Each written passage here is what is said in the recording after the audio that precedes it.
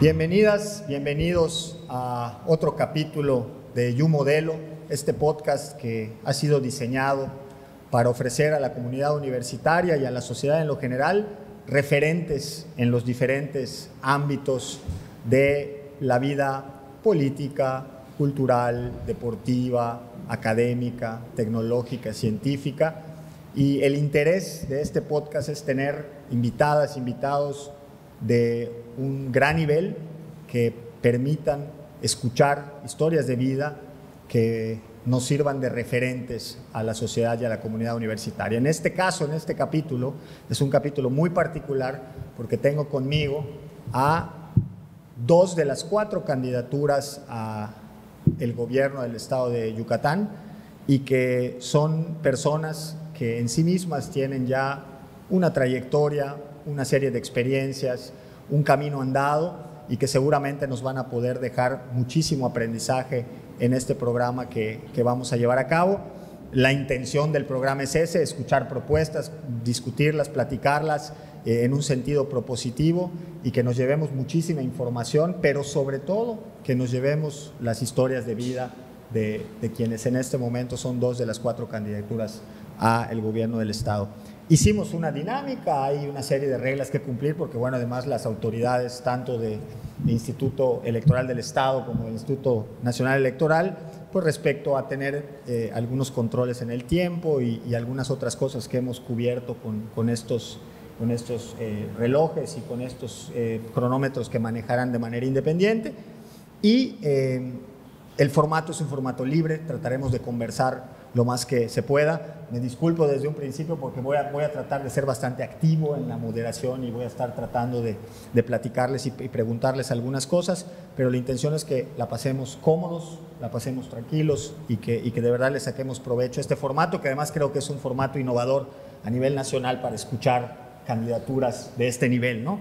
Así que les platico un poquito como de qué va. Vamos a empezar con una presentación personal de cada uno de los candidatos. Después de que hagamos esta presentación personal, arrancaremos con un tema que pues para mí es de particular interés, que es el tema de la educación. Caminaremos un poquito por ahí. Después haremos una dinámica con algunas preguntas. Las y los estudiantes que están aquí de observadores, para quienes están viendo el podcast, tenemos hoy público en You Modelo, y quienes están aquí fue porque pasaron por un proceso en el cual tenían que registrarse, hacer una pregunta, tenían que imprimir la pregunta, tenían que llevarla a una urna, tenían que posicionarla en la urna y luego de ahí podían tener su pase a este espacio. Esta es la urna, aquí vamos a mostrar, ahí me salí del micrófono, esta es la urna, aquí están sus preguntas de verdad, las pasamos aquí a un formato un poquito más cómodo, ya lo estaremos viendo, y después de eso, después de esa parte, pues platicaremos ya de algunas de sus principales ejes de campaña, de sus principales ejes de trabajo para lo que viene, y luego haremos algún cierre un poco al estilo de este podcast, ¿no? Que son algunas preguntas que hacemos a nuestras invitadas y a nuestros invitados. Muy bien, dicho todo lo anterior, ahora sí vamos a lo que vinimos, que es escuchar a la gente importante. Y pues para la presentación inicial, como ustedes saben y si no lo saben se van a enterar, pues una de mis pasiones es el deporte y el fútbol. Entonces, así como sorteo de Champions, vamos a tener que decidir quién empieza. Entonces, aquí la decisión, candidato, es correcto. Escudo o número. Ahí está. Voy a echar un volado. Escudo. Número. Escudo. Elige si se presenta primero o se presenta el candidato. Adelante, por favor. Pues muy buenas tardes. Primero que nada, agradecer esta invitación a la Universidad Modelo. Saludo con mucho gusto al ingeniero Carlos Sauri Duch, quien fue mi maestro en el Tecnológico de Mérida en décadas pasadas, no muchas, y agradecer esta oportunidad de poder presentar nuestras propuestas, que conozcan por la comunidad modelista a los candidatos a la gubernatura de Yucatán. Yo soy Joaquín Díaz Mena, nací en el puerto de San Felipe en 1974, tengo actualmente 49 años, estoy casado, mi esposa es maestra, Wendy Méndez, tengo 2 hijos, Joaquín de 22, Julián de 17. Estudié la secundaria en Tizimín, la preparatoria y la carrera aquí en Mérida. Trabajé en Cancún 3 años en hotelería, en un hotel que se llama Club Las Velas Cancún. Ahí estuve como recepcionista, posteriormente como gerente. A mi regreso a Yucatán trabajé como docente en telesecundaria y en 3 colegios de bachilleres, en el de Calotmul, en Tizimín. Fundé el de Río Lagartos, donde fui director posteriormente. Y también tuve la oportunidad en 2001 de participar en la política. Fui presidente municipal en mi pueblo, fui diputado local en la zona de Tizimín, diputado federal en la zona de Valladolid, posteriormente delegado en Yucatán de la SEP federal. Nuevamente vuelvo a ser diputado federal y trabajé también encabezando un proyecto indigenista en el estado de Oaxaca, trabajando con jóvenes mijes, mixtecos y zapotecos para enseñarles a ser agentes de desarrollo en sus comunidades. Tuvimos muchas enseñanzas de esta oportunidad porque pudimos hacer intercambios con jóvenes mapuches de Chile, aymaras de Bolivia, incas de Perú, y posteriormente en 2018 el presidente Andrés Manuel López Obrador me invita a ser delegado de bienestar en Yucatán y su representante en el estado para distribuir en las comunidades las pensiones para el bienestar de adultos mayores, personas con discapacidad, las becas, apoyo al campo, apoyo a la pesca y también las vacunas durante el proceso del COVID. Mi formación profesional es licenciatura en Administración de Empresas Turísticas, tengo una maestría en Administración Pública y Gobierno, soy pasante de la maestría en Economía en la UNAM y además estoy a la mitad de un doctorado en Educación que por falta de tiempo no he podido terminar y más adelante lo podremos hacer. Estamos ante una gran oportunidad de poder ponernos a su disposición para que nos conozcan y para que el 2 de junio ustedes decidan, elijan a quién les gustaría que esté al frente de este gran estado al que amamos todos, que se llama Yucatán y que queremos que sea un estado que siga saliendo adelante, que se acabe la desigualdad y que logremos un desarrollo compartido, no para unos cuantos, una prosperidad que nos alcance a todos, donde ninguna diversidad se quede fuera y que en Yucatán podamos tener bienestar para todas las familias, que bienestar significa ser felices en el lugar donde nacimos, que nadie se tenga que ir de Yucatán para que le pueda ir bien. Muchas gracias. Gracias, candidato. Pues ahora le damos la voz, candidato Renán Barrera. Adelante, candidato. Gracias. Pues primero agradecerle a toda la comunidad de la Universidad Modelo la invitación, por supuesto al ingeniero Carlos Sauri Duch y desde luego a Carlos Sauri Quintal. Muchas gracias porque, pues bueno, desde hace muchos años nos ha tocado trabajar muy cerca de la Universidad Modelo en muchos temas que a lo largo de las administraciones que me tocó encabezar pudimos llevar a cabo, que ya estaremos platicando. ¿Quién es Renán Barrera? Pues hoy tengo 45 años de edad, nací un 21 de febrero de 1979, estoy casado con Diana Castillo Laviada, que es egresada de la Facultad de Medicina de Nutrición, y también pues tengo 2 hijos hermosos, Renán y Daniela, uno que tiene 9 años y Daniela que va a cumplir 8. Y bueno, ha sido para mí una experiencia extraordinaria. Dicen que la vida se parte en 2, antes de ser papá y después de ser papá. Y pues por ellos también luchamos mucho por tener un estado donde puedan crecer en libertad. Orgullosamente modelista, y voy a empezar con esa aclaración que sabemos que se armó una gran polémica cuando se dijo lo de la Modelo era una escuela en medio pelo. A ver, en el contexto en donde se me estaba diciendo a mí, pues mis adversarios muchas veces decían que yo nací en pañales de oro y que siempre fui a escuelas muy caras y que estudié en el extranjero y que era yo fifí, porque ya ve que luego hay esa clasificación que se ha venido haciendo. Yo defendía mucho el tema de la Modelo, de que nunca la escuela Modelo había sido una escuela clasista, ni mucho menos había sido una escuela elitista. De hecho, me siento profundamente orgulloso porque mi kinder, mi primaria y gran parte de mi secundaria formó lo que hoy soy. Y eso fue gracias a la Modelo. ¿Y por qué decía yo ese término que a veces se puede sentir peyorativo, pero no lo es?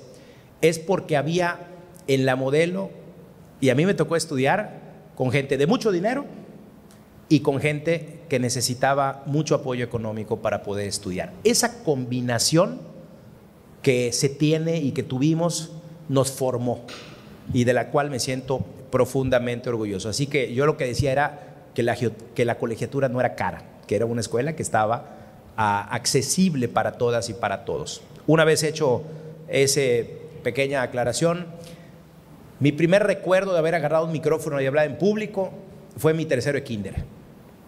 Hablé en representación de mis alumnos, de mis compañeros del kinder, donde estábamos los alumnos del kinder de la Modelo.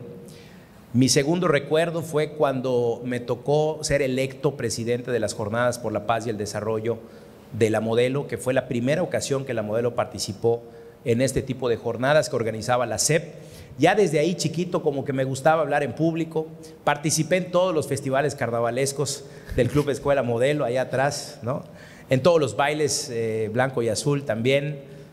Ya no logré ser rey del carnaval porque en mi salón había un compañero que se llamaba Luis Vallado, que se llama, y él fue el rey negro del carnaval en esa generación. Y bueno, todos mis recuerdos, toda mi historia está ahí. Formé parte de la banda de guerra de la Modelo, me tocó desfilar el 20 de noviembre también en la escolta, ser pues parte de todas las actividades culturales. Y yo creo que si no hubiera estudiado ahí, no sé si hubiera tenido ese sentido social que siempre nos inculcaron desde la primaria. El poder sentir que la escuela también nos forma en lo educativo, pero también con un gran sentido de pertenencia a la comunidad. Y ese sello yo sé que todavía se mantiene y por eso me siento muy orgulloso de estar aquí con ustedes.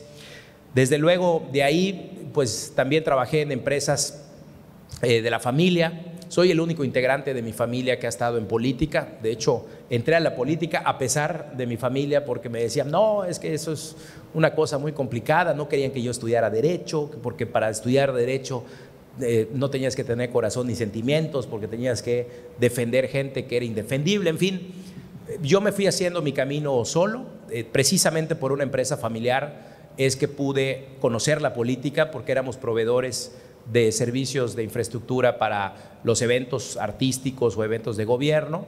En esa época, uno de nuestros clientes era el gobierno del estado de Víctor Cervera Pacheco. A mí me tocaba ir a poner las sillas, ir a poner los toldos, ir a poner las tarimas. Y gradualmente me fui acercando cada vez más. Amigos muy cercanos estaban en el partido político donde hoy estoy y me invitaron un día a formar parte de una campaña. Yo donaba los equipos, las sillas, los toldos y demás para las campañas y hasta que un día me invitaron a ser regidor y ahí fui regidor en 2007, 2012 por primera ocasión. Yo combinaba mis estudios, mi trabajo y además el ser regidor del Ayuntamiento de Mérida. Luego me animé a ser diputado local, gané mi distrito, fui diputado del 2010 a 2012 y luego decidí ser candidato a la alcaldía por Mérida. La verdad es que todo el mundo decía que iba yo a perder, porque había procesos internos en el PAN, había que competir entre los que querían ser candidatos y la verdad es que yo me animé a competir y poder lograr ser primero candidato, ¿no? Me habían ofrecido de todo para que yo no participe, pero finalmente gané esa interna y luego gané la elección. Fui alcalde a los 33 años, creo que el primer modelista alcalde, si no me equivoco, hay que sacar la cuenta en la historia, pero sí uno de los más jóvenes. Y de ahí, pues ya en 2015, 2018 me dediqué otra vez a los negocios de la familia y en 2018 me invitan a ser alcalde de Mérida en otra ocasión y reelecto en el 2021 y ahora aquí en el camino para la gubernatura. Yo cerraría esta primera intervención, Carlos, con el agradecimiento a la Modelo porque hicimos muchos programas que por primera vez los hacíamos en una universidad, como la arborización en los estacionamientos. Aquí trajimos la maquinaria para romper el pavimento y poner los árboles. Tuvimos muchas actividades conjuntas y yo les agradezco siempre la disposición de mi escuela para poder estar siempre trabajando juntos, para sí, para todos. Muchas gracias. Fíjate que yo te voy a parar tu reloj porque te voy a No me cases. El tema es que, fíjense que yo tuve tengo la fortuna de conocerlos a ambos y porque además con ambos me ha tocado trabajar como lo hace la Modelo de manera común. Me ha tocado trabajar siendo ellos funcionarios, ¿no? en sus respectivas posiciones, en sus respectivos puestos en el momento en el que correspondía, como bien dice Renan, con el tema de la arborización y seguramente con algunos otros. Con el caso de Huacho tuvimos el tema de la vacunación y tuvimos el tema de algunos temas federales. La verdad es que siempre la Modelo ha tenido esta característica de tratar de tener incidencia social, ¿no? Y con ambos yo he tenido la fortuna de trabajar de manera cercana y yo también reconozco eso de ambos, ¿no? Y es muy interesante para mí el poder tener este espacio y para mí, de verdad, el agradecimiento de que estén aquí, porque lograr esto para mí era de verdad un reto trascendental, ¿no? Porque queríamos de verdad, una vez más, que la Modelo pudiera ofrecer algo innovador, diferente, distinto a lo que se estaba ofreciendo de manera general. Quiero empezar. Ambos ya hablaron un poco de la parte de la educación, de sus formaciones en la parte educativa, y yo quisiera no soltar la parte de la educación en este sentido. ¿Cuál es la visión? Primero diría yo el diagnóstico de la educación para cada uno, de lo que ven en el Estado, si consideran que hay que hacer algún tipo de contexto nacional, hacerlo, pero ¿cuál sería el diagnóstico de la educación en el sentido de las fortalezas, de las debilidades? Y la visión, ¿qué hacer con la educación? ¿Qué cosas debemos mejorar? ¿Qué cosas debemos fortalecer? ¿Qué creen que debemos trabajar de manera más enfática en el tema de la educación? ¿Cómo sería ese diagnóstico y cómo sería esa visión? Aquí lo dejo de manera libre, quien quiera iniciar, quien guste. ¿Qué opinan? Sí. Arranca. Siéntanse libres de interrumpirme y hablar, por favor. Adelante. Gracias. Primero, agradecer a la Escuela Modelo, como bien decía Carlos, el apoyo que nos dieron para la etapa de la vacunación. Esta escuela fue sede de la vacunación y les agradecemos mucho porque fue un servicio a la sociedad que pudimos dar. El tema de la educación es un tema que me apasiona porque toda mi vida estuve relacionado a ella. Mi madre fue maestra, luego directora de escuela, mi esposa es maestra. Y yo llegué a trabajar en el magisterio por azares del destino, pero descubrí que mi vocación era dar clases. Me encantó la etapa de dar clases y me involucré mucho en el tema educativo. Como diputado local fui presidente de la Comisión de Educación. En la Cámara de Diputados busqué estar como secretario de la Comisión Educativa las 2 veces que fui diputado federal. Y siempre he estado cerca de la educación. Luego fui delegado de la SEP federal, lo que me permitió conocer el sistema educativo desde educación inicial hasta posgrado. Tenemos una buena cobertura en educación básica en Yucatán. Yo le apostaría para mejorar la calidad de la educación a tener buena infraestructura en las escuelas. El presidente Andrés Manuel López Obrador implementó un programa que se llama La Escuela es Nuestra, que le da dinero a los padres de familia para que con un comité mejoren lo que la escuela requiera de urgencia, como reparación de baños, salones o equipamiento con climas, computadoras, etcétera. Creo que tenemos que seguir trabajando en favor de una buena infraestructura, revalorizar la labor del maestro, que el maestro tenga un buen ingreso salarial para que dedique la tarde a preparar mejor sus clases y no tenga que ir a buscar un segundo empleo y ya no le permita eso concentrarse en enseñar al día siguiente. Y tercero, promover la participación de los padres de familia en la educación de sus hijos. Le marca mucho a un niño ver a su papá interesado en su escuela, en su educación, para que la autoestima del niño se forme con una tal fuerza que sea la columna vertebral que el día de mañana lo haga ser una persona segura de sí misma. Por otro lado, necesitamos más preparatorias en nuestro estado.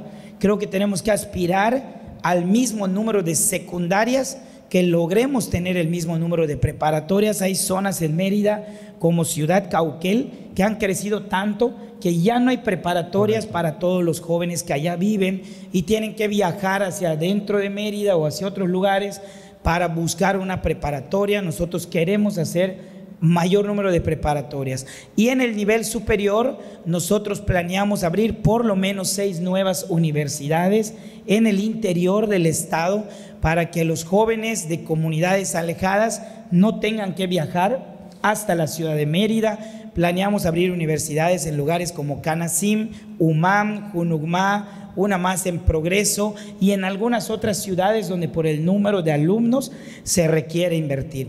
También nosotros queremos impulsar el posgrado, los intercambios. En la medida que mayor número de yucatecos puedan salir a estudiar una maestría en el extranjero y regresar después, vamos a tener una mayor calidad de elementos en recursos humanos en Yucatán, con miras a que el día de mañana promovamos al Estado como un lugar donde venga la industria a instalarse, pero que encuentre aquí la mano de obra calificada que requiere. Un ejemplo de esto, yo tengo un hermanito, Juan Pablo, que se fue becado por la UADY a Mississippi. Hoy es director de desarrollo económico de la ciudad de Vicksburg, Mississippi. Es un yucateco exitoso en el extranjero que le va muy bien, y esto es un ejemplo de lo que tenemos que promover en nuestros jóvenes. Muy bien, candidato Renan, ¿qué coincides? Sí. ¿Cómo está tu diagnóstico? ¿En qué no? ¿Cuál sería tu propuesta? Mira, yo creo que todos coincidimos en la necesidad de invertir más en infraestructura. Creo que de las cosas que nunca faltaban cuando iba yo a inaugurar un parque, cuando iba yo a cualquier zona de la ciudad de Mérida, a cualquier actividad como alcalde, pues siempre salían los padres de familia, ¿no?, a decirme: alcalde, pues nos hace falta una bomba, nos hace falta que nos reparen el baño, nos hace falta que nos puedan ayudar a chapear todo el terreno que está alrededor donde juegan los niños. Siempre ha habido una preocupación y una necesidad por parte de los padres de familia con respecto a la inversión. Tenemos que invertir mucho más, pero que sean muy claros los presupuestos para saber qué tipo de infraestructura vamos a estar invirtiendo. Yo no quiero ver a los maestros de plomeros viendo cómo funcionan los baños porque no hay agua, sino que tengamos esa infraestructura que pueda ser muy clara para todo el estado de Yucatán. Siempre pongo el ejemplo de la construcción de escuelas nuevas con los hospitales, porque alguna vez un médico especialista en política pública de salud me decía: aguas con la inauguración de hospitales, porque lo duro es la operación del hospital. Entonces tú puedes invertir 3,000 millones de pesos en un nuevo hospital, pero la operación de ese hospital te cuesta 4,000 millones de pesos al año. Entonces, por eso de repente hemos visto a lo largo de la historia que vemos grandes edificios que están construidos pero que no están operando en toda su capacidad. En este diagnóstico tenemos que ir con la infraestructura para poder llevarla a todas partes. A mí me parece muy injusto que haya jóvenes que tengan que agarrar un transporte público en un municipio para ir a otro municipio porque no hay escuela en su municipio. Esa no es una responsabilidad ni de los padres de familia, ni es culpa de los jóvenes. Eso lo tiene que asumir el gobierno, y ahí estamos nosotros proponiendo transporte educativo escolar gratuito para todos los que tienen hoy una inscripción o una matrícula en cualquier universidad. Por ejemplo, a la modelo de Valladolid, pues va gente que no nada más vive en Valladolid, sino que vive en municipios cercanos, y que les podemos dar una beca de transporte si la universidad nos pasa la lista de quiénes son los jóvenes que viven en otro municipio para poder aligerar el costo que hay de traslado.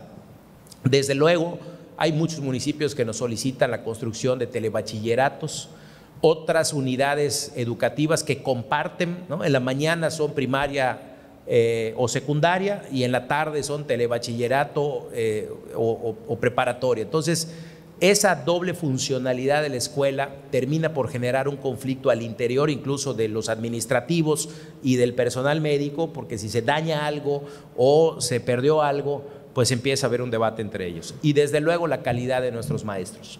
Tenemos maestros que hacen un esfuerzo extraordinario por dar las clases en condiciones que a veces quisiéramos poder mejorar, y estoy convencido que en mi gobierno lo vamos a poder hacer, no solamente para que tengan una mejor capacitación, sino que también tengan mejores prestaciones y que puedan tener también sus bases, porque tenemos muchísimos maestros que se nos han acercado y nos han dicho que llevan 10 años o 12 años trabajando y no tienen una certeza laboral en cuanto a su trabajo. O maestros que viven en Valladolid o que viven en Chemash, que los mandan a dar clases diametralmente opuestos a otras regiones del estado de Yucatán. Hay que hacer una reorganización en ese sentido, y desde luego más becas, que podamos tener becas de excelencia para los mejores promedios, que podamos tener también becas deportivas y que podamos ampliar el monto a 140 millones de pesos para que haya una mejor calidad educativa y podamos apoyar más a nuestros muchachos.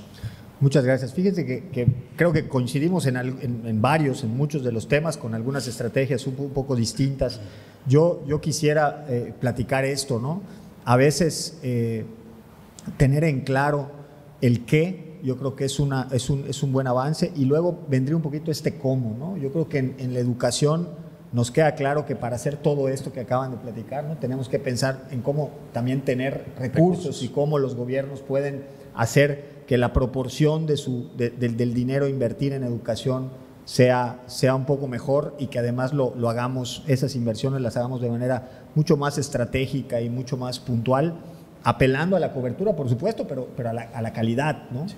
Nosotros en educación superior hemos sido, yo digo la verdad es que he sido, porque yo medio meto relajo, pero nos interesa mucho también que efectivamente el Estado de Yucatán se vuelva un polo de atracción de inversión, sí, un polo de atracción como un estado de alto nivel educativo, que creo que estamos en esa ruta, nos identifican como un estado en donde la gente viene a estudiar, pero me parece que también tenemos que ser cuidadosos con a quién le damos entrada en el estado para que venga a ofrecer educación, ¿no? En educación superior nosotros hemos sido voceros de decir, bueno, que vengan las universidades que tengan que venir, pero que vengan a ofrecer el nivel educativo que ofrecemos quienes nos interesa hacer educación de alto nivel y de alta calidad, ¿no? Y ahí nosotros nos hemos puesto un poco difícil pidiéndole a las secretarías y pidiéndole a veces a los municipios de los usos de suelo y estas cosas, de decir, oye, díganle a este que viene que también pase por la Secretaría de Investigación e Innovación Superior y que pase el proceso que pasamos los de aquí, que nos ponen la vara alta y que nos la tenemos que rifar para que mantengamos ese nivel educativo en el Estado. Yo creo que, es la ventaja que a veces uno tiene de que sea su casa y su podcast, no les puedo decir cosas. Entonces, aquí el punto es, para nosotros es importante también esto de la educación, y créanme que en la Universidad Modelo, como siempre lo hemos hecho, quien quede en funciones contará con la universidad, pero siempre vamos a empujar por esto de que dejemos que esto crezca, que la cobertura crezca, pero con la calidad que estamos acostumbrados a ofrecer, por supuesto. Dime, sí, platiquémoslo. Un comentario, yo creo que hay que revisar también la pertinencia de las carreras que ofrecemos en Yucatán. Correcto. Que vaya de acuerdo a lo que el mercado laboral requiere, porque no hay nada más frustrante para un joven que lograr una carrera y después no encontrar ese nicho de mercado laboral que pensaste que cuando te den tu título afuera te estaban esperando para darte la gerencia, y realmente no es así. Cuando sales a la selva de la calle, a la competencia real, allá tiene mucho que ver la pertinencia de la carrera con el mercado. Tenemos que impulsar la educación dual también, para que en el último año de carrera mandemos a los jóvenes a las empresas a aprender lo que en realidad la empresa está llevando a cabo en el día a día, y que pueda el joven ya enganchar un primer empleo. ¿Cómo no? Yo agregaría, porque coincido con esa visión, de que el gobierno también tiene que ser un coadyuvante de la comunidad académica. Eso. Porque a final de cuentas la universidad, o por ejemplo las universidades privadas, pues también van en función de la demanda, ¿no? Es decir, tenemos carreras que son demandadas y vamos abriendo salones y vamos contratando personal en la medida que haya este tipo de demandas. Pero yo le preguntaba un día al director nacional de Mercedes-Benz, ¿no? Y le decía, oiga, pensando en el hipotético caso de que Yucatán quisiera ser pues sede a lo mejor de una planta armadora, ¿no? De vehículos, como pasa en Querétaro, como pasa en Aguascalientes o en San Luis Potosí, ¿qué tendríamos que hacer? Y me dice, ¿cuántas carreras vinculadas a la industria automotriz tienen en Yucatán? Y la verdad es que no traía yo el dato, pero yo le dije, pues seguramente ninguna o muy pocas. Y me dijo, lo que tienen que hacer educativamente es el gobierno invertir y hacer alianzas con el sector privado, las universidades y con los institutos académicos, para poder financiar carreras e incluso sueldos para las primeras generaciones de jóvenes para trabajos que todavía no existan. Es decir, tú quieres salir de estudiar, te gradúas, estás buscando un empleo, esperas que haya una empresa que te quiera contratar, pero si estudias ingeniería digital automotriz, pues tu nicho de mercado, como dice Joaquín, pues es o limitado o nulo. Correcto. Entonces, ¿cómo el gobierno puede hacerlo? Tiene que meterle lana. Yo quiero que hayan ingenieros digitales en materia aeroespacial o en materia automotriz, pues los tengo que financiar en su carrera y en su primera chamba. Los tengo que contratar como gobierno en lo que llega a la empresa y los contrata directamente. Pero si no hacemos la bolsa de recursos humanos preparada, no van a llegar las empresas que querramos que quieran llegar, ¿no? No, y fíjate, voy a cerrar el tema de la educación. Ya es inevitable esto que nos pasa con los memes, ¿no? Ahorita que dijo primera chamba, no pude evitar pensar en todos esos videos de los que salen mal capacitados para hacer algo, ¿no? Justo hablaba de la calidad. No, quiero cerrar este bloque de educación diciendo que también la modelo ha tratado de jugar ese rol, de proponer algunas carreras que no existen o no existían en la región. Y ha sido un reto institucional invertir en esas licenciaturas, en esas ingenierías. Y digo, yo no sé si fue a propósito o no, pero en ambos casos me queda clarísimo el tema de la pertinencia no de hoy, no de lo que viene pasando en los últimos 5 años, sino la pertinencia de lo que se necesite dentro de 5 años, que son los que van a empezar hoy, ¿no? Y así es como hemos tratado nosotros de arriesgar en algunas licenciaturas, que algunas nos han salido bien, otras no tanto, pero que es sumamente importante que los gobiernos conozcan, ¿no?, que la modelo tiene una carrera de ingeniería automotriz desde el 2011 y que la hizo a pesar de, ¿no? Y que hoy está promoviendo una licenciatura en atención primaria para la salud, que no la podemos abrir porque no tiene matrícula, pero que el tema es totalmente pertinente, ¿no? Entonces yo creo que es importante que los gobiernos sepan que estamos intentando hacer una licenciatura en diseño sustentable y bioconstrucción, que estamos haciendo cosas con ese tipo de licenciaturas que no son tan fáciles, que no son las taquilleras, pero que son las que van a tener que ser pertinentes socialmente. Entonces, yo cerraría esta parte de la educación con eso, porque creo que coincidimos en que hay que trabajar en infraestructura, trabajar en cobertura, siempre y cuando sea con calidad. Hay que atender la pertinencia, hay que saber hacia dónde vamos y hay que invertir en que estas licenciaturas que van a ser quienes nos van a dar un diferenciador como Estado y como país seguramente, pues las podamos sostener. Yo agregaría, por favor. Yo agregaría un tema nada más que traigo como propuesta. La doctora Claudia Sheinbaum propone como presidenta dar becas universales en básica. ¿Qué significa esto? Que sería para todas las familias con niños en preescolar, primaria y secundaria. En prepa ya hay becas para todos, el presidente López Obrador lo puso en la Constitución y esto nos va a permitir como gobierno llevar todo el presupuesto de becas del Estado al nivel superior y solucionar una demanda de los jóvenes de Mérida que no tienen hoy una beca porque el INEGI califica a Mérida como una ciudad no indígena ni de alta marginación y esto ha dejado a las escuelas de Mérida fuera de las convocatorias de becas universitarias que se va a poder solucionar con esta propuesta que nosotros vamos a hacer ya una convocatoria dirigida a los de Mérida para que puedan tener becas de universidad. Muy bien, muy bien. Pues yo creo que con esto cerramos. ¿Algo más, candidato? Así estamos bien. Yo ya saqué aquí mi bolsita porque es la siguiente sección. Aquí en la bolsita lo que tengo son papelitos con preguntas de quienes están aquí. Son el filtro que tuvieron que pasar. Son las preguntas que están en la urna que mostré al principio, solo que están aquí cortaditas y ahí voy a regañar a los estudiantes y le tuvimos que dar su maquillada a la redacción, ¿eh? Ahí lo platicamos luego. Pero bueno, aquí están ya, pero bueno, están en esencia, por supuesto, las preguntas. Parece un portamisil. No te preocupes, esto es sano totalmente, ¿no? Entonces, bueno, y aquí vamos a empezar, le voy a pedir que tome una. Sí, mano santa. Así. Y de una vez una aquí.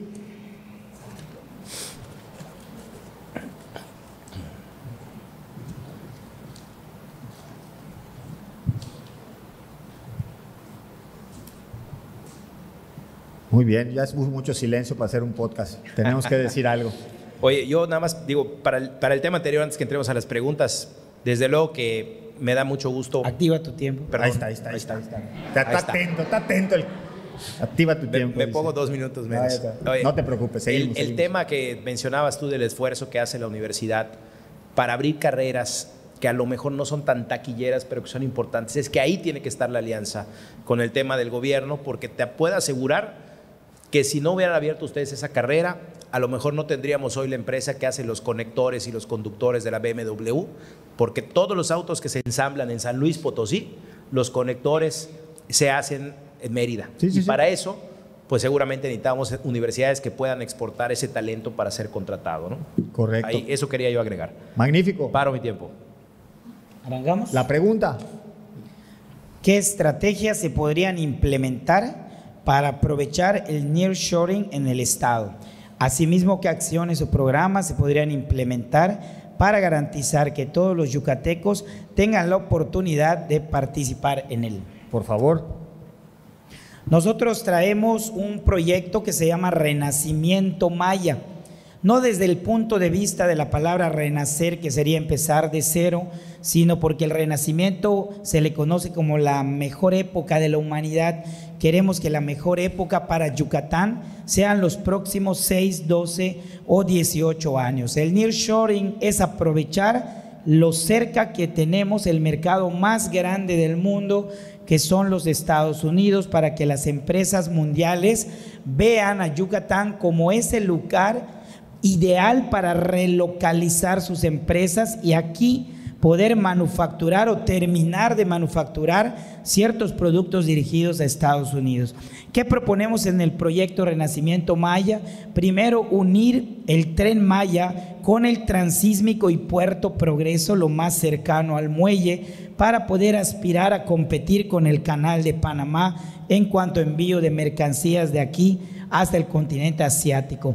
Segundo, vamos a iniciar el anillo metropolitano de Mérida, el segundo periférico, en una primera parte que iría de Umam, Junucmá, hasta la carretera Progreso, en la mismo derecho de vía que llevaría el tren.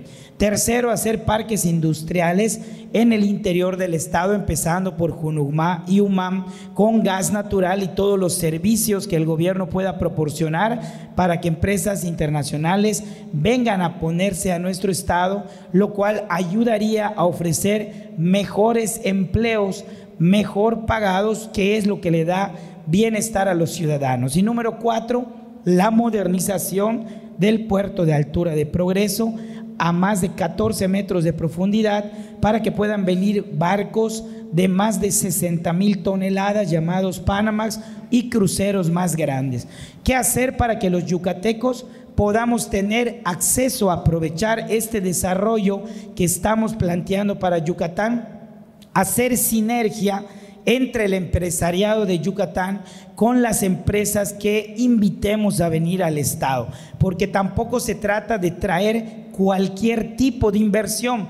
Pudiera venir un inversionista asiático a poner una maquiladora aquí con sueldos de hambre que estén por abajo del promedio, que no le convenga al estado. Tenemos que traer empresas que realmente signifiquen una mejora salarial para el yucateco promedio. Hablábamos hace un rato de unir las universidades con el campo laboral para cuidar la pertinencia y que estemos preparados para ese futuro cercano, pero siempre cuidando que el empresariado yucateco, que el empresario local se beneficie directa o indirectamente para poder crecer la actividad que tienen a raíz de estas inversiones que vengan a Yucatán. ¿Hay algo de esta pregunta que tú creas que hay que complementar? Me parece interesante que podamos nosotros, y es una propuesta que yo he hecho en mi campaña para el próximo gobierno, crear la Agencia para la Competitividad y la Sustentabilidad de Yucatán. ¿Qué significa esta agencia, Carlos? Significa que hoy podamos ubicar muy bien los proyectos estratégicos para detonar la economía de Yucatán y que los eliminemos de la Secretaría de Desarrollo Económico. Porque la Secretaría de Desarrollo Económico tiene 700 temas que atender. Entre ellos, pues el secretario tiene que ir a inaugurar la Feria de Comercio, tiene que ir a Tijuana a dar el foro, etcétera. ¿Y cuáles son los proyectos estratégicos? Gas natural, el tema de la autonomía energética, que si no se hubieran cancelado los 19 proyectos de energía eólica y fotovoltaica, hoy tendríamos autosuficiencia y no estaríamos sufriendo los apagones que hoy estamos sufriendo de manera constante. Tercero, el puerto de altura. Pero el puerto de altura con claridad y con transparencia, porque no perdamos de vista que son instalaciones federales que hoy están necesitando un recurso estatal por la cancelación de los recursos federales que estaban programados para el dragado y para la ampliación de 40 hectáreas de las plataformas. Por eso, no sé si llegaron ustedes a escuchar a Fincantieri, la empresa precisamente que se dedica a la construcción de barcos en Italia, que ya estaba lista para instalarse aquí en el Puerto de Progreso y que suspendió su proyecto mientras no estuviera claras las reglas de operación del puerto. Imagínense ustedes que Fincantieri se pudiera instalar en el puerto de Altura. Es la que le da mantenimiento a los cruceros turísticos en el 80% de los cruceros que están transitando en el mundo, de los cuales el 60% transita en el Caribe. Cuesta $1 millón llevar un barco hasta Italia para que le den mantenimiento una vez cada 2 años, y ese mantenimiento se lo podríamos dar aquí. En ningún país de América Latina existen las condiciones como Fincantieri encontró en Yucatán. Entonces imagínense cuántos barcos salen de Florida, cuántos barcos van a Cozumel, cuántos barcos transitan por todo el continente americano, que pudiéramos darle mantenimiento acá y con eso detonar una industria naval, náutica, entre otros temas. No me quisiera yo alargar más, pero el resumen es: la Agencia para la Competitividad incluiría académicos, especialistas y sobre todo también gente que solamente esté dedicando su tiempo a ver que esos proyectos estratégicos se puedan concretar en Yucatán. Bueno, te pediría que te siguieras con tu pregunta para que luego, Joaquín, puedas complementar. Miren, mi pregunta es diametralmente opuesta, pero muy interesante. ¿Cuál es su plan de acción para la prevención y atención a la salud mental? Si algo nos dejó la pandemia es entender que hay mucho por hacer en materia de salud mental. No sé si hay alumnos de psicología que estén por aquí, pero cuando llegó la pandemia, ustedes conocen el Centro Cultural Olimpo. Bueno, cerré yo las salas de exhibición de los cuadros donde se hacían las exhibiciones y convertimos las salas en centros de atención telefónica para personas que estuvieran en crisis. Hicimos un convenio con el Colegio de Psicólogos y nos quedamos altamente sorprendidos porque recibimos casi 7,000 llamadas en un año. Cuando eso se dio, platicando con diferentes médicos y platicando también con el Colegio de Psicólogos, decidimos abrir un centro municipal para la salud mental. Está en el sur de la ciudad de Mérida y ha atendido a miles de personas. Incluso hay personal de la Modelo que nos ha apoyado con servicio social en este centro. ¿Qué me deja de aprendizaje eso, Carlos? Necesitamos ampliar estos centros en todo el estado. Necesitamos que lleguen a Tizimín, que lleguen a Valladolid, que lleguen también a Oxcuxcap, que lleguen a Tecash, y se pueden hacer junto con los centros COPI, que el centro COPI que me tocó abrir como alcalde, que es el COPI Oruga, es para niños con autismo y con TDAH, para tratamiento también a la familia, porque no solamente es al tema de los niños. De tal manera que en el tema de salud mental vamos a invertir en hacer una remodelación al psiquiátrico, que es un tema fundamental, en poder crear estos centros municipales de atención a la salud mental, el vincular una estrategia y una política pública estatal, y que las villas de transición que hoy están ahí, que son un terreno del gobierno del estado, puedan servir para poder adaptarlas en tratar todos estos temas. Joaquín, ¿algo que creas que hay que complementar? ¿Algo más algo que opines de esto, de estas propuestas? Ser primer lugar en suicidio a nivel nacional es algo que nos tiene que ocupar a todos como sociedad en Yucatán, y el gobierno también tiene una responsabilidad en esto. Nosotros planteamos un programa que se llama Aliados por la Vida, que involucra el sector salud y también el sector educativo. El sector salud porque queremos redignificar el Hospital Psiquiátrico de Mérida, pero abrir también atención psiquiátrica en el Hospital de Tecash y en el Hospital de Valladolid. Tenemos una gran cantidad de casos de esquizofrenia en comunidades que no son atendidas por falta de recursos de las familias y se vuelven un problema para toda la comunidad. Por otro lado, involucrar al sector educativo aumentando la cantidad de psicólogos que atiendan desde primaria, secundaria y bachillerato. En mi experiencia como docente, me tocó ver casos en los que un maestro con vocación puede detectar una ideación suicida en un alumno y si lo canaliza a tiempo puede salvar muchas vidas, pero requiere del acompañamiento de un psicólogo que ayude a los alumnos a tener una atención emocional que no es psiquiátrica en ese momento, pero sí problema emocional que muchas veces ocurre porque en casa los padres tienen que salir a trabajar y los niños y jóvenes salen de la escuela y están en casa frente a un iPad o con barra libre en internet. También para la cuestión de las adicciones, Aliados por la Vida vamos a trabajar con un trabajo transversal de prevención de adicciones en escuelas. Muchas gracias, muchas gracias. Yo creo que, sí, por favor, agregaría nada más algo ahorita que lo mencionaba Joaquín, algo muy importante es la detección a temprana edad. Una experiencia que yo tuve como alcalde, que es un programa extraordinario, es el programa DARE. Es el programa DARE en donde los elementos policíacos daban algunas clases en las primarias por parte de la Policía Municipal de Mérida, y ese programa yo lo quiero llevar a la Secretaría de Seguridad Pública para que pueda darse en los municipios del interior del estado. Hoy me da gusto ver que ya hay hijos de jóvenes que en su momento fueron alumnos de DARE y que hoy sus hijos están tomando estas clases. ¿Por qué digo que es importante? Porque ahí pudimos descubrir casos de violencia infantil. A veces el niño tiene miedo de decírselo al maestro. Imagínense, porque el maestro puede tener relación con el papá.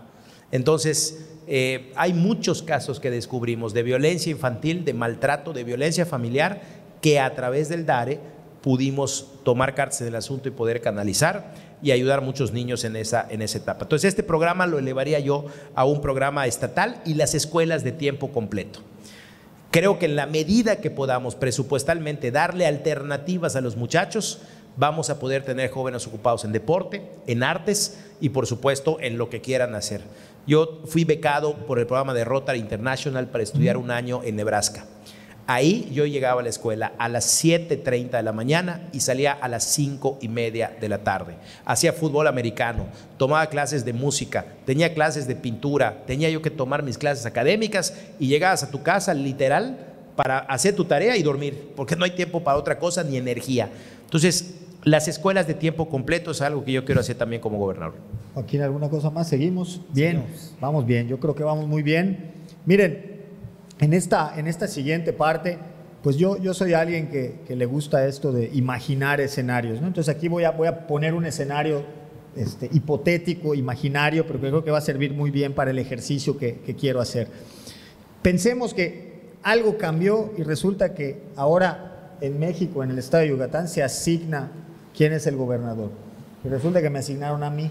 Sí. Pero entonces yo decidí que tengo 2 vicegobernadores. Si yo le tuviera que preguntar a mis 2 vicegobernadores cuál es el eje o un par de ejes que consideran los más importantes para poder entrarle al Estado en este momento, en esta circunstancia en la que estamos, ¿cuáles serían esos 2 ejes, ese eje? Es decir, ¿cuáles serían esos puntos estratégicos con los que arrancaría ese proyecto para que yo los escuche y entonces yo lo haga muy bien en mi papel de gobernador?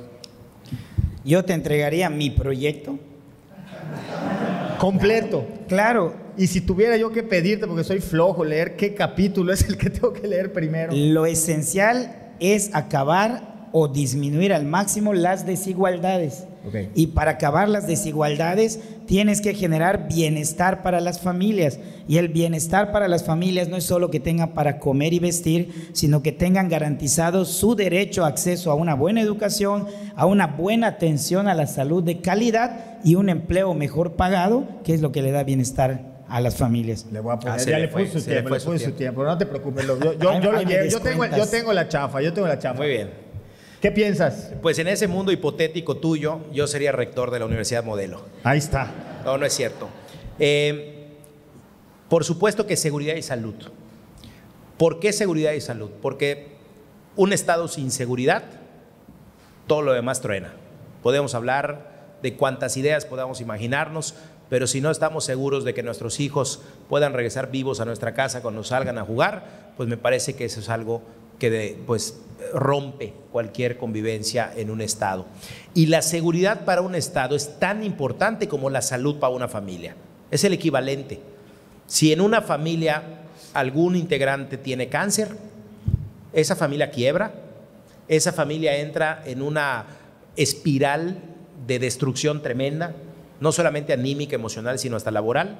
Y por eso para mí es fundamental que garanticemos seguridad y salud como pilares fundamentales para todo lo demás. Ya una vez que esté eso garantizado, podemos hablar de cultura, podemos hablar de educación, podemos hablar de infraestructura, en fin, pero creo que es fundamental, especialmente por el contexto que hemos estado viviendo y lo que vemos que pasa en estados cercanos a Yucatán. Para mí creo que será el punto número uno que debemos de defender, y desde luego el acceso a la salud para que la gente no tenga que pagar hoy por medicamentos o por enfermedades que antes eran gratuitas. Adelante, candidato. Sí, yo te pediría, Carlos, que incluyas en tu gobierno también una propuesta que traemos, que son unas obras para hacer en colonias populares, las más pobres que se puedan encontrar en Mérida, de unos centros que se llaman Casígil en maya, significa renacimiento en español, pero que son centros donde el joven y el niño pueden ir en la tarde con su familia, con sus mascotas, a tomar clases de arte, de algún instrumento musical, de alguna disciplina deportiva, para que los jóvenes se alejen del pandillerismo y de los vicios. Esto es lo que a mediano plazo garantiza seguridad para Yucatán. Atender las causas del delito es lo que nos puede garantizar el día de mañana que un joven no caiga en la delincuencia, que le demos como gobierno opciones de encontrar deporte, cultura en sus colonias, que tengan acceso a esto. Y también te recomendaría que ratifiques al comandante Luis Felipe Saidén, que ambos ya anunciamos que le vamos a pedir que se quede, y que le des dinero para mayor equipamiento de patrullas, cámaras, arcos viales y capacitación y profesionalización de la policía, que abras una universidad de la seguridad para que los mandos medios que aspiren a subir puedan, a través de la preparación, aspirar a esos cargos. Hay que decir que la seguridad en Yucatán no le pertenece a este sexenio ni a ningún partido. Yucatán ha sido seguro las últimas décadas por la manera de ser de los yucatecos. Somos gente pacífica, gente trabajadora, y quienes han venido a vivir a Yucatán por la seguridad de la que disfrutamos también han adoptado nuestras costumbres, y hay que invitarlos a identificarse con la manera de ser de los yucatecos. Yucatán seguirá siendo seguro. Sí, nada más agregar, Carlos, también te pediría que lleves la Noche Blanca al interior del estado. Creo que como alcalde, una de las cosas que más satisfacción me da es poder haber visto la evolución de este programa, haber abierto el Centro Municipal de Danza, que está lleno, haber logrado el Teatro de las Artes, haber logrado la Orquesta Sinfónica Infantil, que es una de las cosas más hermosas que me ha tocado ver también como presidente municipal.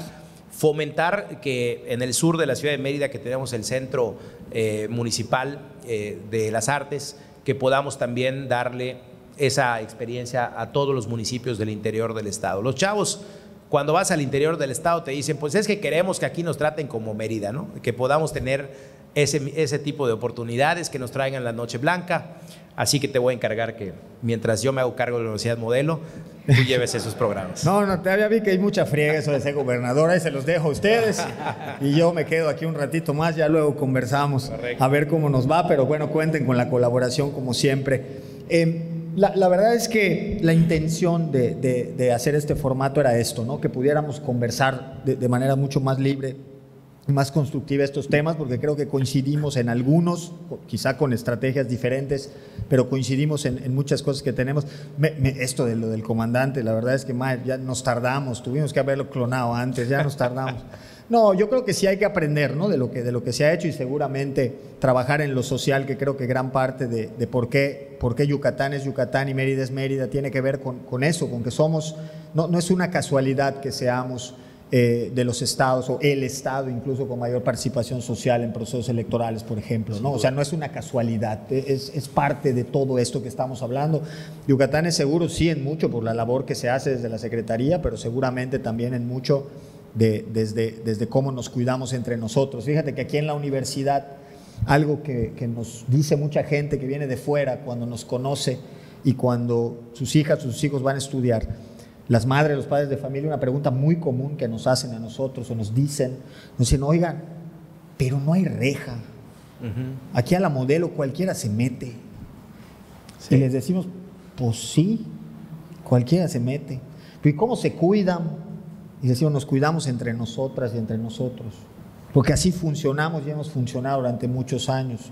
Luego tiene sus cosas y tiene sus riesgos, porque de repente vino la pandemia y todo estaba cerrado, pero la pista de la Modelo, venía la gente a trotar, todos venían porque todos se podían meter. No, y la gente me pregunta, ¿y qué hacemos?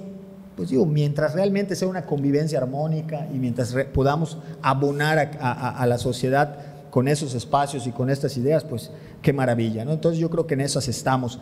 Mire, antes de ir ya cerrando el podcast, porque bueno, también tenemos que ir cerrándolo, yo comúnmente en este podcast, cuando lo voy a cerrar a mis invitadas, mis invitados, siempre les hago tres peticiones, ¿no? Les hago 3 preguntas y quisiera hacérselas al menos para cumplir con el formato, digamos, que habíamos planeado, y ya después vemos si nos alcanza para alguna cosita más. Pero el formato nos indicaba esto de las 3 preguntas y un modelo.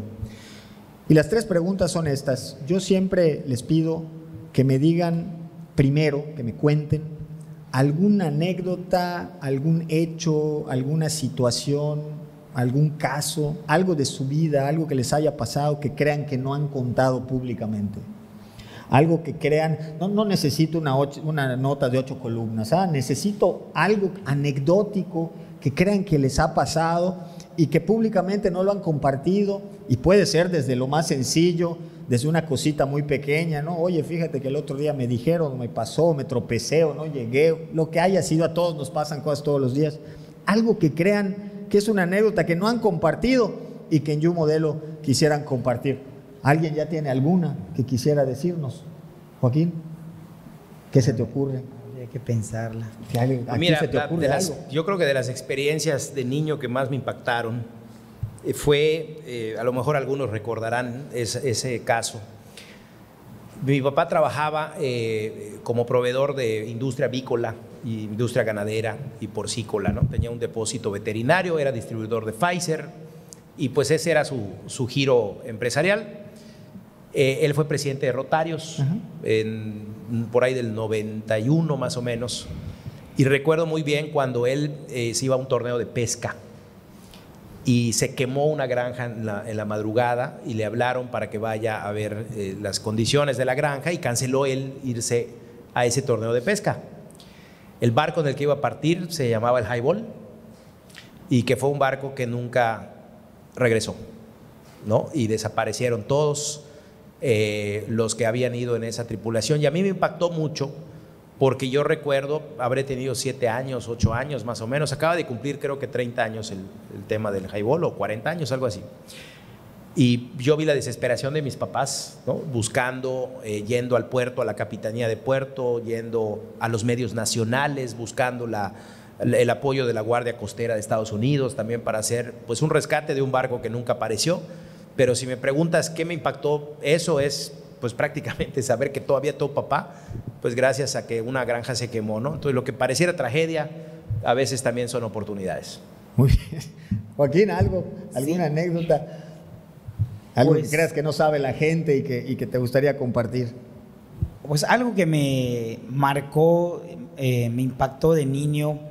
En una ocasión llegó mi mamá a la casa y me descubrió fumando un cigarro en la cocina. Yo tenía como 10 años de edad. Cuando detecté que entró mi mamá, lo tiré al suelo y lo pisé, pero el humo me quemó. ¿Te quemó moralmente? Moralmente. Y el olor. Entonces yo esperaba en ese momento una bofetada o un regaño a gritos, y mi mamá lo recogió del piso y me dice, préndelo y acábatelo. Y yo no entendía como niño esa reacción, y lo fumé hasta terminarlo, y empecé a toser porque ya el nervio y todo.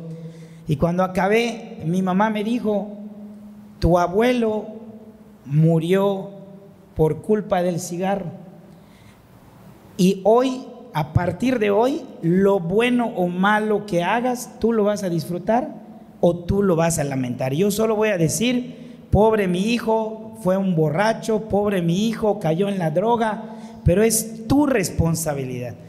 Y nunca en la vida prendí el segundo cigarro.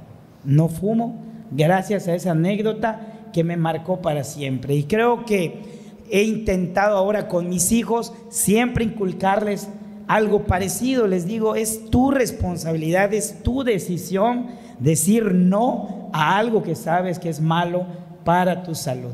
Creo que es una anécdota que puedo compartir. Oye, perdón, Carlos, y ahorita que decías el tema de lo de la seguridad y que no hay rejas en la Modelo, yo me acordé de una anécdota que en la primaria nos pasaba. Nosotros salíamos de un costado de la Modelo allá en Montejo, no en la puerta principal, ¿no? Porque estábamos en la primaria, y siempre había quien se le olvidaba su mochila. Afortunadamente existía doña Soco, que vendía sopes, y que sabíamos que si alguien dejaba su mochila, ella salía a recoger a todos los que se les había olvidado su mochila, ¿no? Entonces, cuando hablas tú de la comunidad y de por qué somos seguros, es porque somos una sociedad solidaria, porque nos preocupa el vecino, porque estamos preocupados también por el dolor del otro, y eso ha hecho que tengamos una seguridad que afortunadamente ha facilitado a las autoridades que hoy tengamos este tipo de seguridad. Digamos, en resumen, somos genuinamente chismosos para bien, claro, porque le decimos a todos lo que algo nos parece que está raro, y eso ojalá que lo mantengamos. Sí, nada más voy a aclarar que doña Soco no es que trabajara en la Modelo, vivía enfrente. Digo, sí. No, nada más lo quiero aclarar. Sí. Digo, porque podría parecer que es porque trabajaba. No, vivía y era enfrente. Mamá de un alumno de nuestro salón, de Luis. Era la mamá del rey de carnaval. Muy bien. Entonces, yo creo que con esto esta primera pregunta de la anécdota que no conocía la gente, bueno, pues ahí están conociendo de una manera diferente a nuestros candidatos.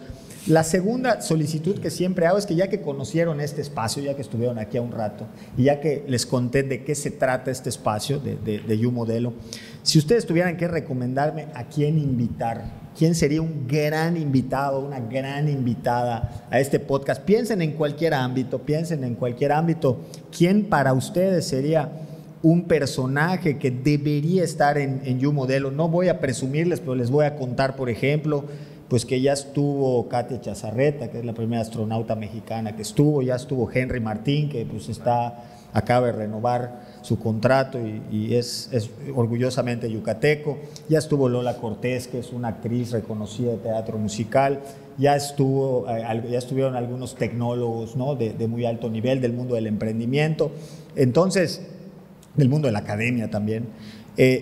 Si tuvieran que invitar a alguien a You Modelo, ¿a quién invitarían? ¿Sí? Adelante. En lo que lo piensa Renam, yo te recomendaría a María Sanfelipe. Es una cantautora yucateca que ha dedicado 25 años de su vida a crear música, poemas, ya tiene un libro publicado.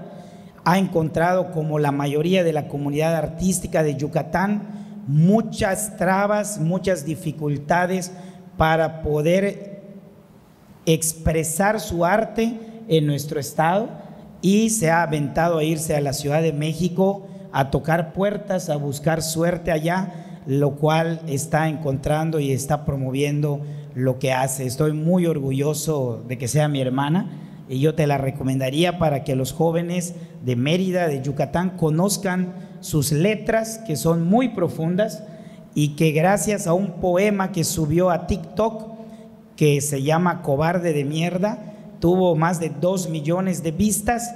Susana Zabaleta lo detecta en las redes y lo empieza a decir en sus conciertos, y empezaron a averiguar quién era la autora, y alguien le escribió en las redes, es una yucateca que se llama María Sanfelipe. Así la localiza la Zabaleta y la invita a abrir algunos conciertos de ella. Es una yucateca que está luchando, como algún día don Armando Manzanero contó una anécdota en un programa que tuve la oportunidad de ver. Dice que salió a la puerta de su casa a tomar fresco. Era un artista que actuaba en la prosperidad, en los restaurantes de aquel entonces, y que escuchó en la radio los éxitos del momento, y que él decía: oye, pero si yo tengo mejores canciones que esa que está sonando en la W. Y dice: si no me voy de Mérida, nunca voy a poder darme a conocer lo que estoy creando. Y un día se lo conté a María y le dije: don Armando Manzanero se arriesgó a irse a México, Y esta oportunidad que se le dio por la casualidad de las maravillosas redes sociales, en este caso el TikTok, la pudo llevar a la Ciudad de México, pero es muy necesario que los jóvenes de Yucatán conozcan a los artistas yucatecos que están haciendo la lucha por dar a conocer su arte, y que desde el gobierno en el futuro también podamos dar muchos proyectos y espacios para impulsar a todos los creadores de arte que hay en Yucatán.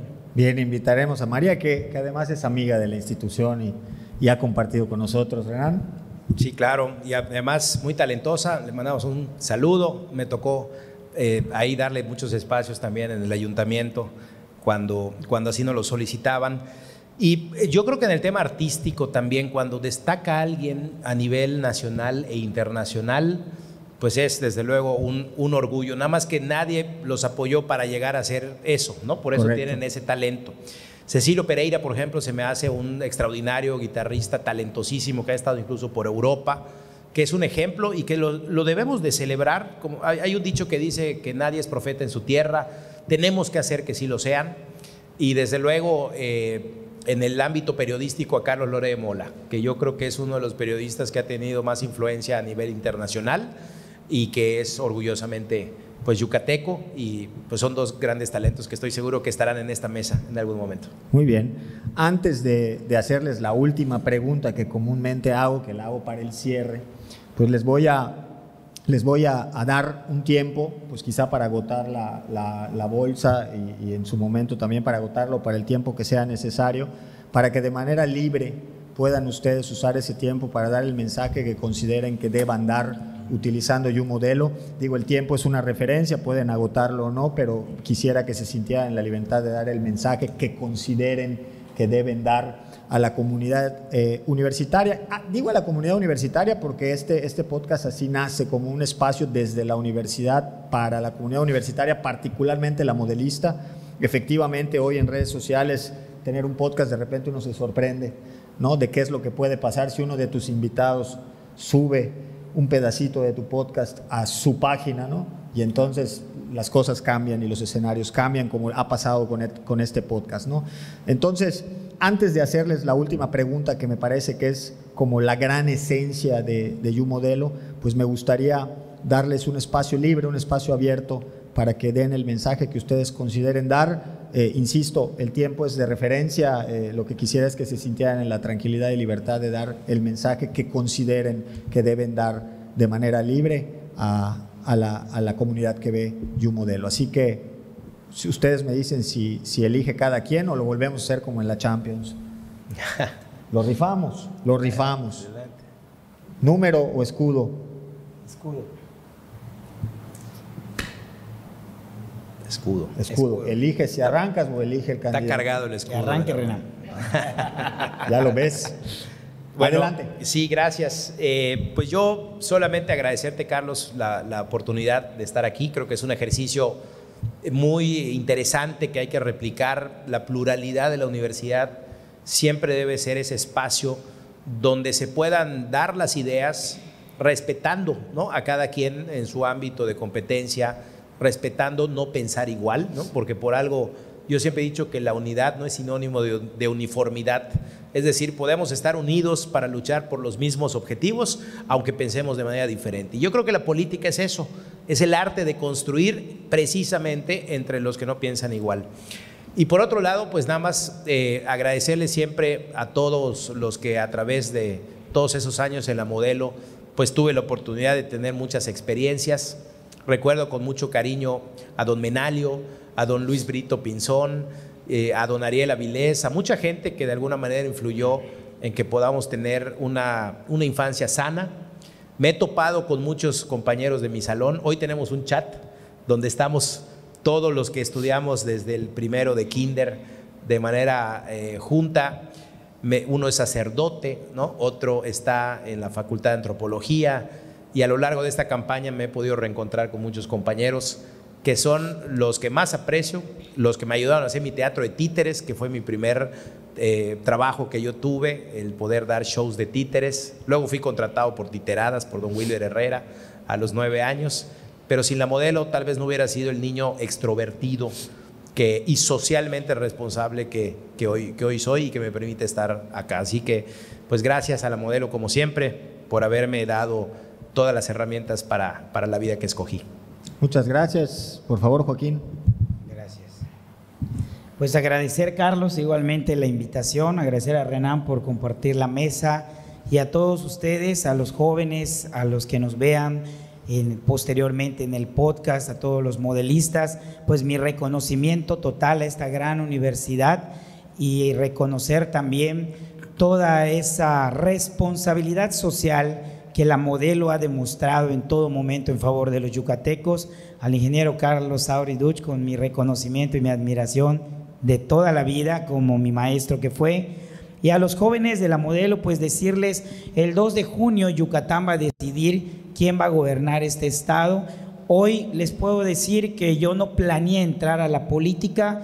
Yo me recibí en el Tecnológico de Mérida y me fui a vivir a Cancún. Pensé que allá iba a ser toda mi vida, en hotelería, en turismo, que era lo que nosotros estudiamos. Sin embargo, el destino te va llevando y te da diferentes oportunidades en la vida.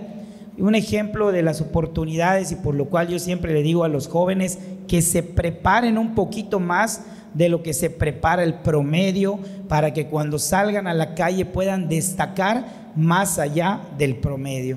Yo tuve la oportunidad de estudiar 2 años alemán porque me gustaba mucho un artista de Alemania, y todos mis amigos me decían que estaba loco, ¿para qué quieres estudiar alemán? Con el inglés es suficiente. Bueno, pues cuando estuve en Cancún, en el hotel, firmaron un convenio con una agencia de Alemania y el 95% de los turistas empezaron a ser alemanes y todos buscaban a Huacho para que los atienda. Eso me dio la oportunidad, meses después, de llegar a ser el gerente del hotel, por haber aprendido un poquito más de lo del promedio. En términos beisbolísticos les diría, el strike se le tira a todos. El que no se prepara lo ponchan con el bate en el hombro. El que se prepara batea home run cuando venga esa oportunidad. Hoy pongo a su disposición de toda la comunidad modelista no solamente nuestra preparación o nuestra experiencia laboral y profesional o pública, sino también nuestra historia de vida. Para ser gobernador de un estado, debes conocer los sectores productivos de tu estado. Yo tuve la oportunidad de conocer de pesca desde niño, porque mi padre fue pescador y fue dirigente pesquero a nivel península. Tuve la oportunidad de conocer de ganadería porque mi abuelo me llevaba a su rancho a ordeñar vacas desde niño. Trabajamos la ganadería después con mi padre, hoy lo hago con mis hijos los últimos 27 años. Conozco de turismo porque estuve en Cancún en un hotel. Conozco de educación porque estuve en un aula trabajando frente a grupo, y en la administración pública como delegado de bienestar. Los últimos 5 años tuve la oportunidad de recorrer más de 20 veces los 106 municipios de Yucatán y muchas comunidades. Las necesidades de la gente las conocemos desde hace muchísimo tiempo, y hoy la vida nos da esta oportunidad, nos lanza este strike de poder batear home run el 2 de junio, si la mayoría de los yucatecos consideran que Huacho Díaz Mena es la persona que debe ocupar la gubernatura de Yucatán, y aprovechar para los yucatecos la cercanía y buena relación que tengo con la próxima presidenta Claudia Sheinbaum, para hacer un gobierno cercano al gobierno federal, para que traigamos más dinero, más recursos, más proyectos para los yucatecos. Don Víctor Cervera Pacheco decía, el mejor gobernador es el que regrese de México con dinero y proyectos para los yucatecos. Hemos logrado que la doctora Claudia Sheinbaum en sus últimas visitas presente el proyecto Renacimiento Maya, que es el más caro de lo que traigo en el plan, como suyo, como un proyecto compartido, lo que significa que invertiría recursos federales para que Yucatán logre estas obras, que en el caso del circuito metropolitano, por ejemplo, lleva más de 14 años planeada y no se ha podido concretar. La modernización del puerto de altura lleva más de 20 años que se está hablando de eso y no se ha podido concretar porque son obras muy grandes. Yo termino diciéndoles que este 2 de junio, si ustedes consideran que Huacho Díaz Mena es esa persona que tiene el conocimiento en la práctica y en la teoría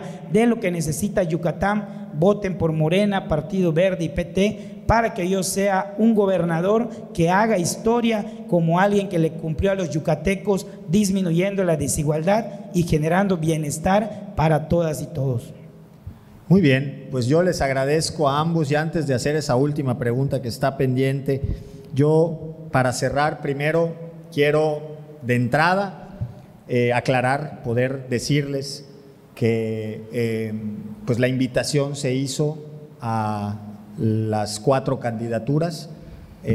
Desgraciadamente por temas de agenda de las otras 2 candidatas no pudieron estar en esta mesa, estuvieron invitadas y bueno, desgraciadamente no pudieron estar, y nada más quería ponerlo sobre la mesa porque algo que siempre hemos hecho como institución, siempre, es que cuando organizamos cualquier cosa que tenga que ver con algún tema partidista, siempre el único requisito es que hay que invitar a todas y a todos, y eso es lo que esta institución claramente plantea en su misión de crear una comunidad cultural basada en la búsqueda y generación del conocimiento y capaz de proponer con espíritu laico, plural y democrático soluciones a los principales problemas del país y la nación, ¿no?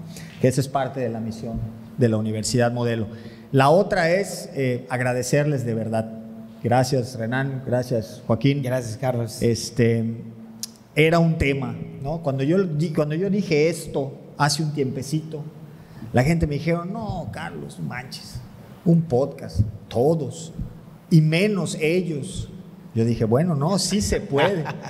Yo le dije, yo conozco a las personas, no a los candidatos. Esa fue mi respuesta, y por eso quise hacer este espacio, porque yo sabía que nos íbamos a poner de acuerdo. Yo sé que los equipos de campaña estaban muy nerviosos, yo recibía llamadas de aquí, de allá, de por allá. Yo les decía, no, yo creo que esto va a ser un espacio donde vamos a construir, esa era mi intención, así que de verdad a los dos, yo les agradezco muchísimo que hayan aceptado esta invitación, espero que se hayan sentido cómodos en el ejercicio, esa era la intención, más que un ejercicio, digamos, estrictamente de campaña, era un ejercicio de conversación y de conocerles, porque creo que también es justo y correcto que la gente les conozca como las buenas personas que son, que eso yo lo digo a título personal, y ya lo que piense cada quien es problema de cada quien, pero yo digo a título personal que yo les conozco y que puedo decir esto, y que por eso yo confiaba en que este espacio lo íbamos a tener. De verdad se los agradezco encarecidamente, y también hago un reconocimiento a ambos, lo hago también con las candidatas, aunque no pudieron estar aquí, porque a veces cuando uno está de este lado y quienes hacen estos procesos se ponen en el flechero,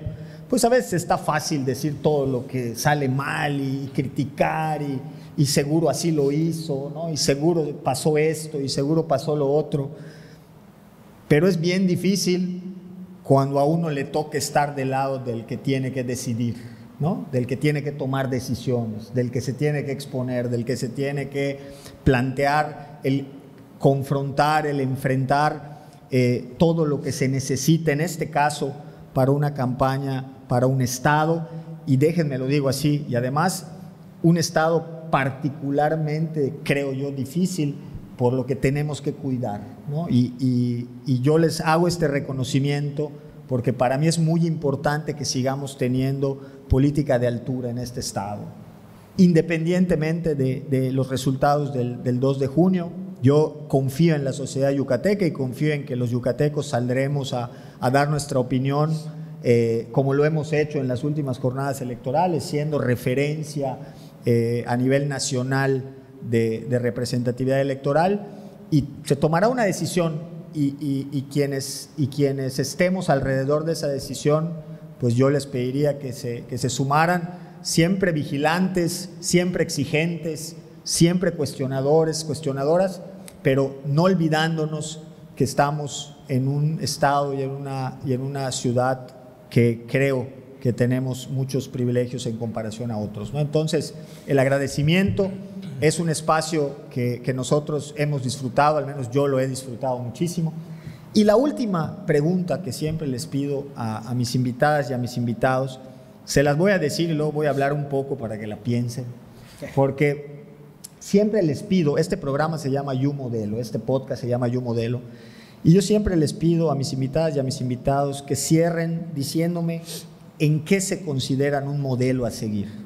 Si ustedes tuvieran que cerrar la frase, ¿no? Imagínense que están así en la frase y dice, Renán Barrera es un ejemplo de, Joaquín Díaz es un ejemplo de, o sea, si ustedes tuvieran que ser referencia, un modelo a seguir, ¿en qué creen cada uno que serían un ejemplo a seguir, un modelo a seguir? Que eso es lo que pretende este podcast. Así que, pues, se las dejo ahí para quien me pueda decir en qué cree que es un modelo a seguir.